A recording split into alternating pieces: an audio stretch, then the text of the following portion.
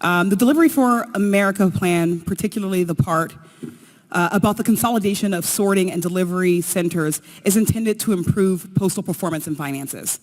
These changes will most certainly have major effects on all our local communities, and postal workers have raised concerns about those impacts. But are those concerns being heard by leadership?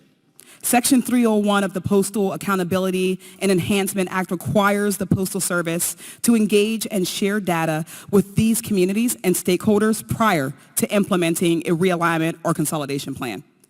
Mr. DeJoy, how did the Postal Service comply with this community engagement requirement prior to the release of the DFA, particularly about the restructuring of the facilities?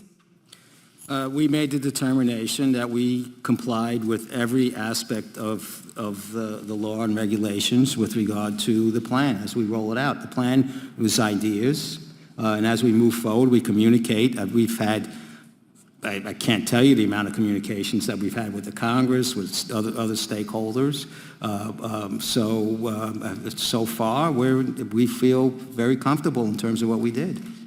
In fact, the Postal Regulatory Commission recently opened a formal public inquiry into the Delivery for America plan to get more transparency and learn more about the impact on the postal community. Yet the Postal Service recently filed an objection to this inquiry and requested it be withdrawn. Mr. DeJoy, why is the Postal Service objecting to this inquiry meant to make sure you actually engage with your stakeholders and customers? We engage with our stakeholders. We feel it's our position that the Postal Regulatory Commission has overstepped their authority, and we're an independent organization, and we are charged with the mission of saving the organization, not the Postal Regulatory Commission. Postal Regulatory Commission sat over and watched the destruction of the organization over the last 15 years and actively participated in the destruction of the organization over the last 15 years. What we're trying to do is save the organization. What goes on and why they do the things they do, I am yet to figure out. And I'm a pretty smart guy. Well, thank you for that. If your objection is dismissed, will you commit to participating in stakeholder forums and pledge not to take any further steps to block or delay such a forum? I didn't feel the full question, but we have communicated extensively and will communicate extensively to all stakeholders with regard to the reasonable amount of description one can give in taking on and doing a massive change that is done. At the end of the day, we're not affecting service. We're not going to affect service. Service will continue. Service is better now. And it's because of the things that we've done within the plan.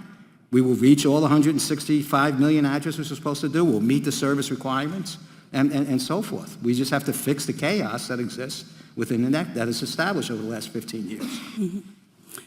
You've touted that the DFA has already reduced projected losses for the decade by more than half, yet the Postal Service has already lost $2.1 billion in 2023. That's 75% more than expected by this point. How do you explain this complete contradiction in numbers? So a couple of ways. Number one, in our plan, there's $3 billion in this year's budget, full year, the $3 billion of CSRS reform that was planned, that we have not, it's an administrative order that we're expecting to, that we are advocating to get. That has not happened. We had almost $2 billion in inflation, which was not expected. In excess of our projected inflation. The way we bill in the future, we incur the cost currently, and then there were additional costs that I kept in place. So as we transitioned, we didn't impact service, and that's going to be about another $1.5 billion. So we're not giving up on the long term. It was a big task. The place a little more broke than we figured out in the first 5 months of being here. But we're very, very committed to getting this back on track and moving forward. And that's why interference from the Postal Regulatory Commission is not helpful. It is going to put this whole plan in jeopardy. Yeah, thank you for your comments. I wanted to talk about electrifying, the efforts to electrify the fleets, but with time in mind, I'll close that and say this. The Postal Service delivers for the nation every day. To be effective at this essential mission, it needs to get feedback from its customers and stakeholders at every possible juncture. Cutting corners to save time or money often has long-term harmful effects, like erosion of trust and loss of customers. It's baffling to me that such a cornerstone of our society has become so politicized and controversial. The Postal Service needs to improve transparency and do better for the American people. Thank you. I yield back.